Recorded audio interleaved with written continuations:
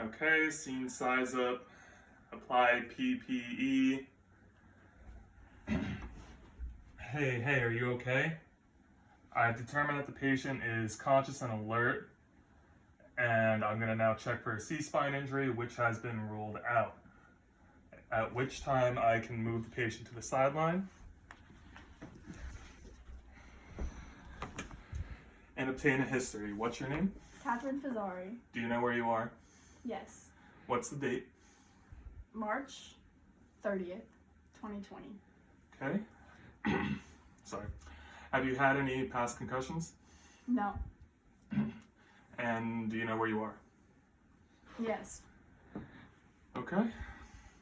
Some signs I'd be looking for would be battle signs, raccoon eyes, bleeding, obvious deformity, and CSF leakage. Some possible physical symptoms I'd be looking for would be nausea, vomiting, dizziness. Cognitive symptoms would be difficulty balancing, sensitivity to light, and sensitivity to sound. And emotional symptoms would include anger, irritability, and potentially crying or some sort of sad emotional state. All right, so I'm now going to perform a cognitive function test. Let's see. Remember these 5 words: cat, dog, rabbit, chicken, and fish. Recite them back in that same order. Cat, dog, rabbit, chicken, fish. Okay, good. Now I'm going to perform a cranial nerve function assessment on cranial nerves 3, 4, and 6 to start by using the pen light. I'll be checking for pupil dilation and constriction, and then having her track the pen light in various directions, such as in and up, in and down, and in and out. Just keep your eyes open.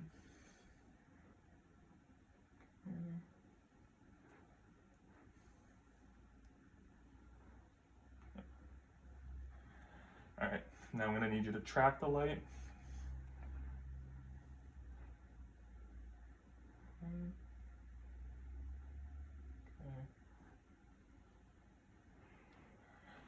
Okay.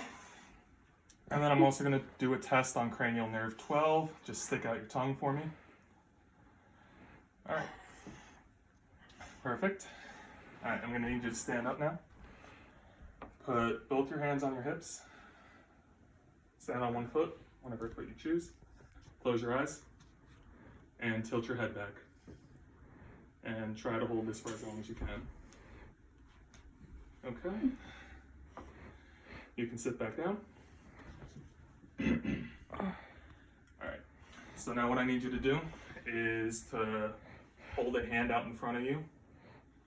And what you're going to do is you're going to put your nose to finger, nose to finger, nose to finger with your eyes closed.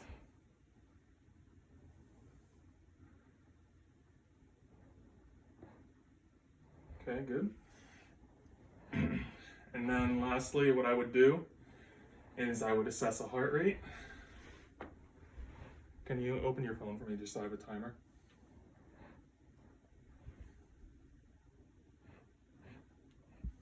Okay.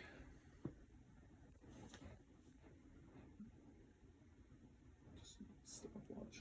All right. Just need a wrist. Be palpating it at the radial artery.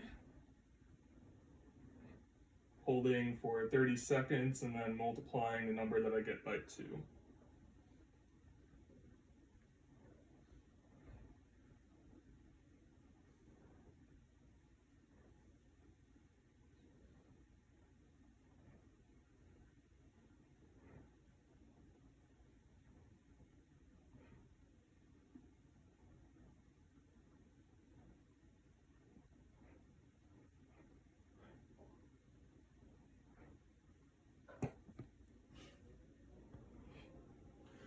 Okay, heart rate was 80, and then I would then assess a blood pressure if I had the proper equipment necessary by putting the cuff around her arm, lining up the artery marker with the brachial artery, inflating until I couldn't hear her pulse anymore, which is usually about 160 to 200 on the sphygmometer.